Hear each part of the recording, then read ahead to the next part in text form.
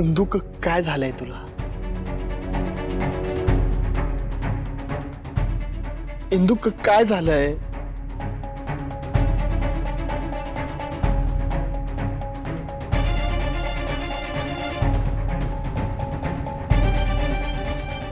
I am sorry आदू, तुझ्याशी खोटं बोलले.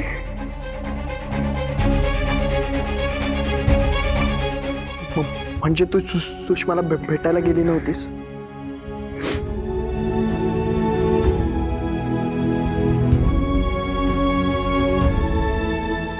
कुठे होतीस मग? ते गावाबाहेर एक मंदिर आहे, तिथं. शाळेची मीटिंग असून ती टाळायची म्हणून गेले होते.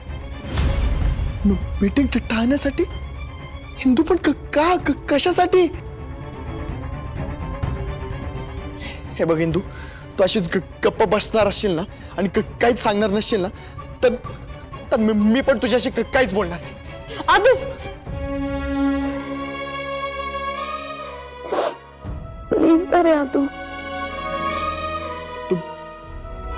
तू बोलणार असशील तर बोलेन, नाही तर कायमचा अबोला तर आहे ना. तू चिडणार नसशील तर सांगते.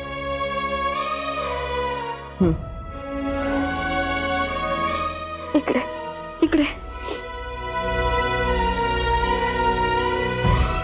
मोठ्या बाई गवर आणायला कोणत्या अटीवर तयार झाल्या माहिती? मी गेले तिकडे त्यांच्या खोलीत त्यांना बोलायला, येऊ द्या ना गौराईला घरी. शकुंतला काकूच्या माहेरची आहे. समजा मी तुझी मर्जी राखली तर तू माझी मर्जी राखशील? मोठ्या बाई तुम्ही फक्त बोला, झालंच म्हणून समजा तुमचं काम. जर गौराई घरी आल्या तर विठूच्या वाडी शाळा काढण्याचा तुझा विचार तू बाजूला ठेवशील. मोठ्या बाई आता म्हणालीस ना तुम्हाला हवं ते करीन म्हणून, मग आता मागे नाही हटायचं.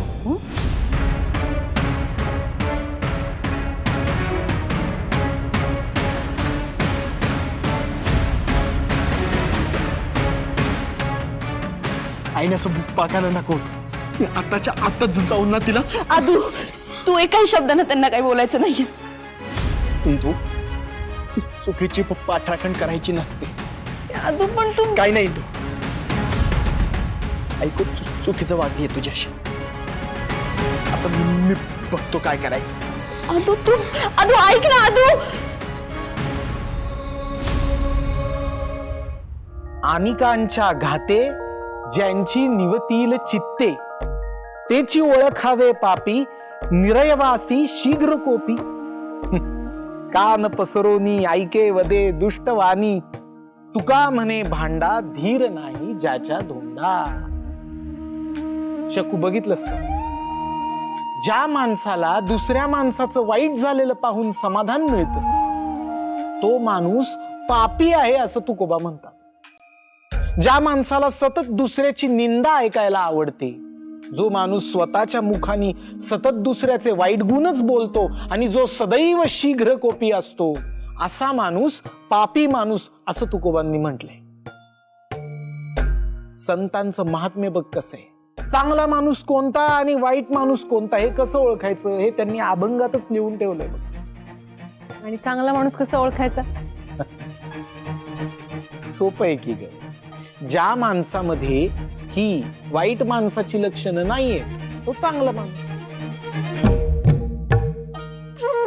पण चांगल्या माणसाच्या लक्षणाविषयी कशाला बोलायचं? आपण चांगल्या व्यक्तीचं उदाहरण घेऊनच बोलूयात ना. आता आपल्या घरी ती येणारी श्रीकला किती चांगली मुलगी आहे, किती लाघवी आहे. मला तर फार कौतुक वाटतं तिचं. अगं आजचं युग केवढं स्पर्धेचं आहे, सगळं जग पैशा मागे धावतंय आणि अशा काळामध्ये ती मुलगी एवढ्या मोठ्या पगाराची शहरातली नोकरी सोडून आपल्या गावात येऊन राहिली आहे आणि आपल्या शेतातल्या शाळेत शिकवतेय मुलांना. विशेष आहे आपल्या इंदू सारखी गुणी मुलगी आहे. नाही हो, आपल्या इंदू सारखं कोणी नाही. अगं माझं आणि तुझं इंदूवर खूप प्रेम आहे. हे तुझं इंदूवरचं प्रेम बोलतंय.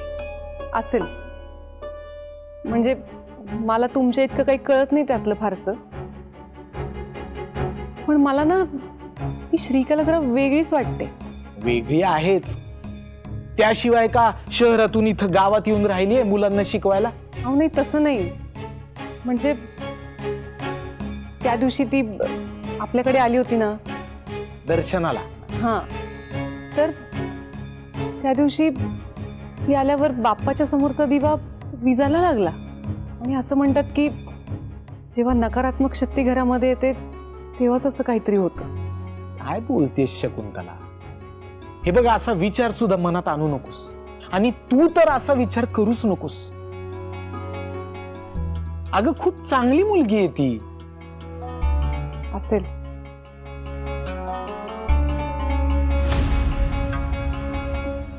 थांबा जरा, थांबा नारायणी. सगळ्यांना वाढलंस, अधोक्षच कुठे आहे? मी बघून आले मोठे जा पटकन जा. हे बघा मोठे बाई आलंच. हा,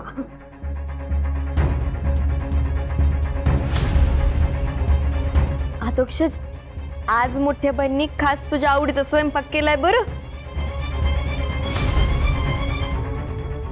सासूबाई, भल्या भल्या हॉटेलचा बाजार उठेला अशी आमटी झाली.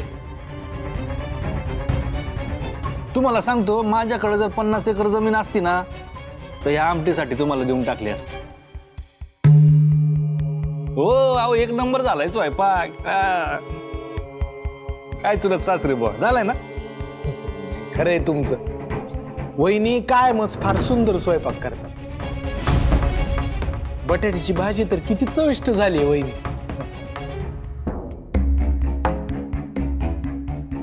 भाजी आईने केली का? वय, आणि ही मुगाची उसळ आहे ना, ती पण मीच केलीये, तुला आवडते म्हणून. किती वाईट झालंय हे सगळं.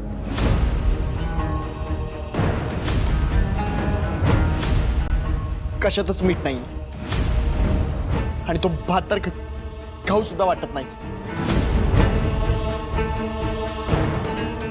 असं कसं बोलतोस तू? सगळे तर मिटक्या मारत खातायत.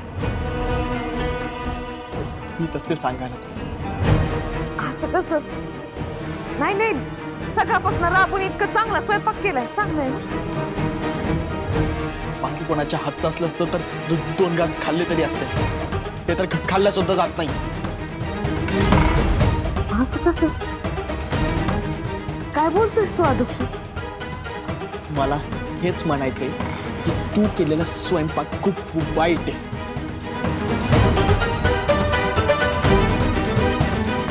आदू, अधोक्षज नाव आहे त्याचं.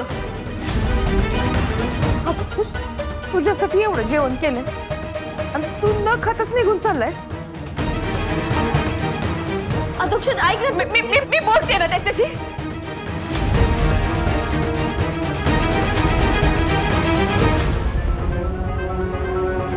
त्याच्यासाठी इतकं रांधलं तर भरल्या ताटावरनं उठून निघून गेलं. झालं तुझं समाधान? माझ्या पोराला माझ्यापासून तोडतो. झाली ना आता शांत? हो वहिनी, राहू द्या व्यंकट भाऊजी, नका बोलू माझ्याशी काय. मोठे बाई,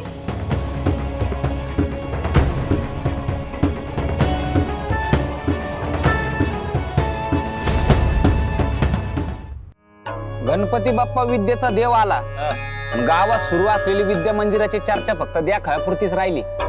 हे काय बोलतो रे राम? हे पहा, गावातल्या जवळजवळ सगळ्यांचा सपोर्ट आहे इंदूच्या शाळेला. हा, तशी ती नवीन शिक्षिका बी आली म्हणजे ना.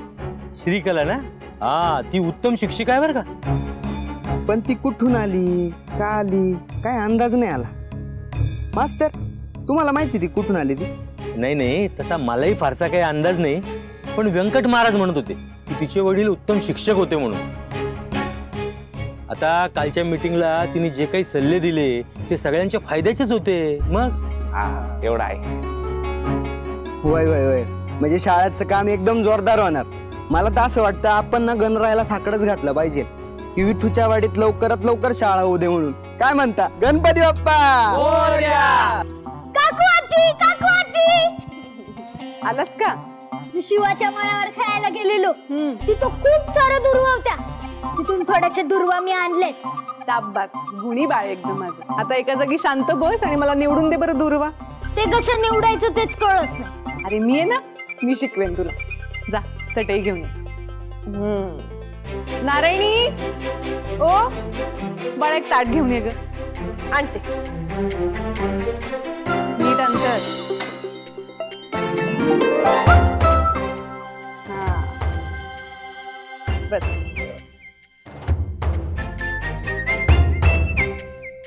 हे बघ, उजव्या हाताने असं एक पान घ्यायचं. याच्यामध्ये 3, 5 आणि 7 अशी पानं असली पाहिजे. ते पान बाजूला करायचं आणि ते करताना काय म्हणायचं? ओम गण गणपते नमः. अरे नाही. ओम ओम गंग गण गणपतये गणपते नमः नमः. म्हणा. बघू. हा बरोबर.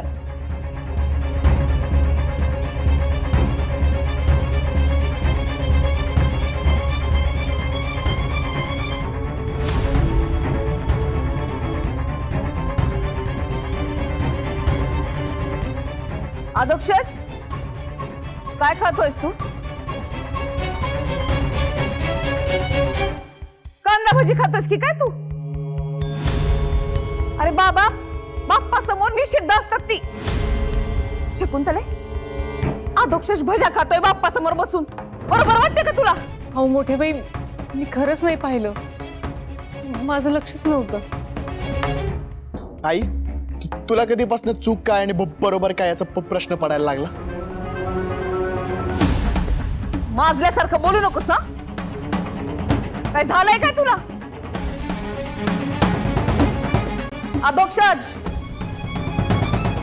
आज सगळा स्वयंपाक तुझ्या आवडीचा केला होता आणि ते खायचं सोडून तू हे काहीतरी घाणेरडं खातोयस. नेहमी तुझ्या हातच खातो ना आई. आजच्या दिवस फक्त मी तुझ्या मनाविरुद्ध केलं काही तर एवढा का राग येतोय तुला? अधोक्षज, मोठ्या माणसांशी बोलण्याची काय पद्धत आहे रे ही? आईशी असं बोलतात? काका, मग मोठ्या माणसांनी पण त्यांचा आदर वाटावा असं वागलं पाहिजे ना? असं काय केलंय रे मी? हा प्रश्न तू मला विचारतीयस आई? तुला खरं सांगू, मला ना आता तुला आई म्हणायची पण लाज वाटते. लाज. अधोक्षज,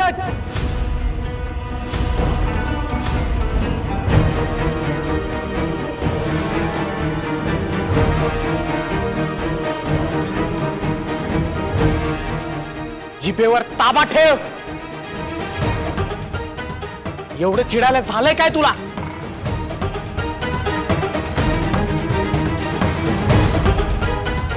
काका,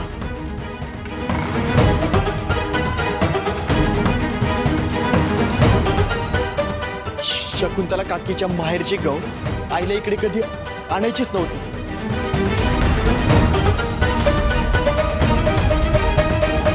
इंदू जेव्हा हिच्याकडे विनंती करायला गेली तेव्हा हिने काय केलं माहिती?